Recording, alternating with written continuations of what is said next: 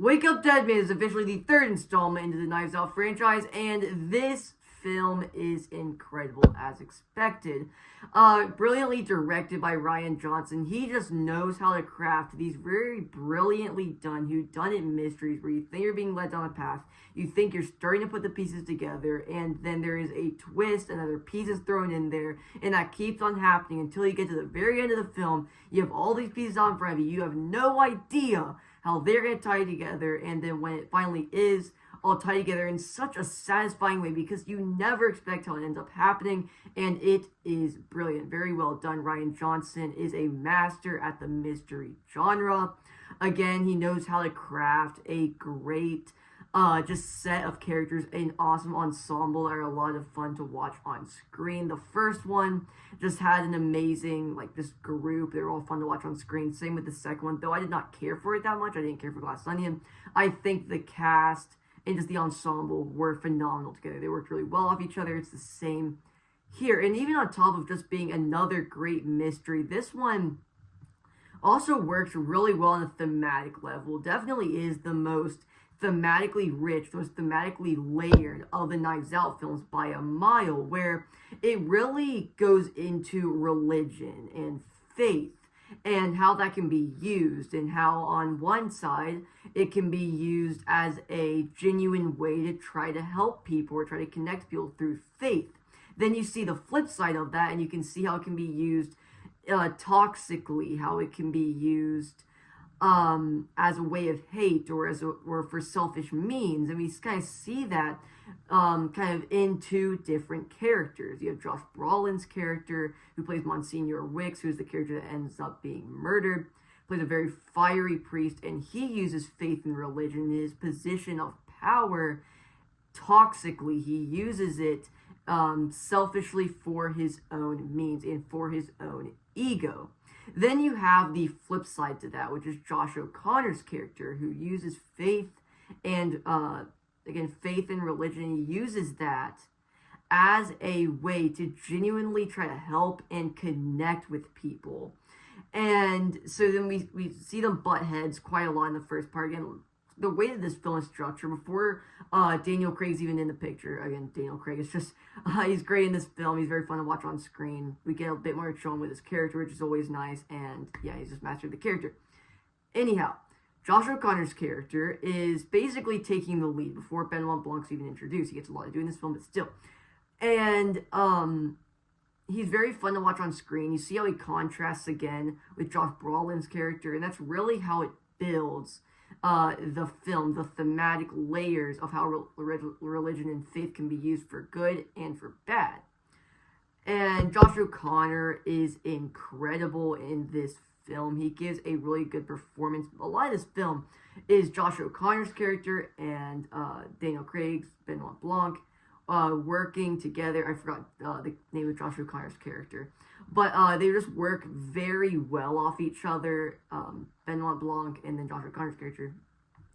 Very nice. You see their dynamic throughout the film, where Josh O'Connor's character, he's trying to go into faith as a way of sort of making up for something he did in his past. I'm not going to spoil it, but he did something a while ago that he deeply regrets. And so he kind of went into faith from that perspective. So then, when he's thrown into this murder mystery thing, he is frustrated because he's trying to be better, but just everything is basically going against him. He has this very genuine heart that's just trying to do good, but when he's thrown into this very hard to navigate situation, you kind of see how he navigates that. It's very interesting. It's very well done. Going to Benoit Blanc, played by Daniel Craig, amazing. Again, just master the character. That southern drawl is so nice to hear again, finally, right? And yeah, so I guess if I had to give it a complaint, which I really don't have any, I gave this 5 out of 5 stars. I guess my only real complaint about the film would be just the way that the sort of mystery unfolds. I think that at a certain point, once you head towards the end, and it's about time when you can start feeling like, okay, now we're about to get the scene where all the whole mystery sort of comes together. It's all tied up, and then it's satisfying, and you just watch it play out, and it's awesome. We kind of get that here. We do get that here. But it's played very differently than it was in the other two, and I think. And I can't actually hold this as a negative now that I think about this, because, again, that's something I can just appreciate about what Rian Johnson manages to do with these films, how he constantly is able to use his knowledge of the mystery genre to reinvent the story structure and the sort of mood of the film and the theme of the film every single time. So where here, right, Benoit Blanc is kind of being challenged, right, because where faith is so deeply looming over this entire film in a church setting, in a church community, where he's trying to solve this mystery, again, the impossible crime, right? And so it's so interesting where he's about, so it's like, okay, this is my only time getting a spoiler, but so, right, you remember how in the first film, Ana de Armas' character of Marta was going to go confess to the murder she thought she committed with vials of medicine, and then the other thing, and then so right, she's about to confess to something, and then Benoit Blanc comes in and is like, no, you didn't do it, and then just explains the whole thing, so that kind of happens here with Josh O'Connor's character,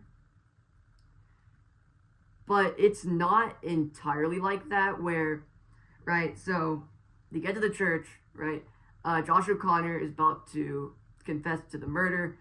Then Benoit Blanc comes in, and he's basically like, no, that's not what happened. And so then he goes on to explain it, but it's done in such a, I thought that's where it was heading, and then again that twist. So then by the end, I was completely left wondering, where are they going with this? And I love how it turned out. This film is amazing. Again, each film felt very distinct from one another. The first one does not feel like the second one. The third one does not feel like either of them. I guess if it's probably closer to Knives Out than it is to Glass Onion, just overall, where this one is Benoit Blanc going to this crime scene where this murder took place and then solving it from there, but a bit more of that.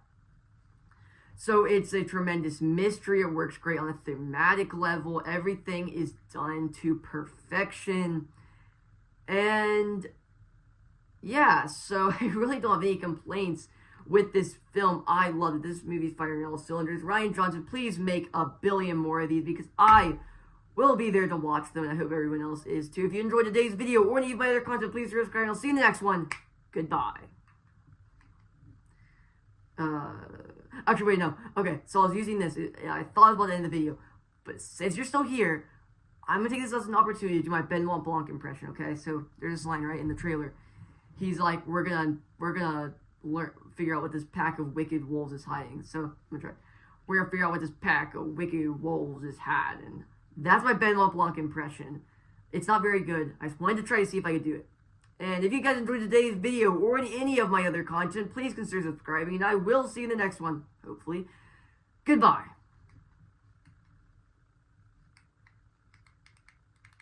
Okay, guys, I'm going to have to do it like this.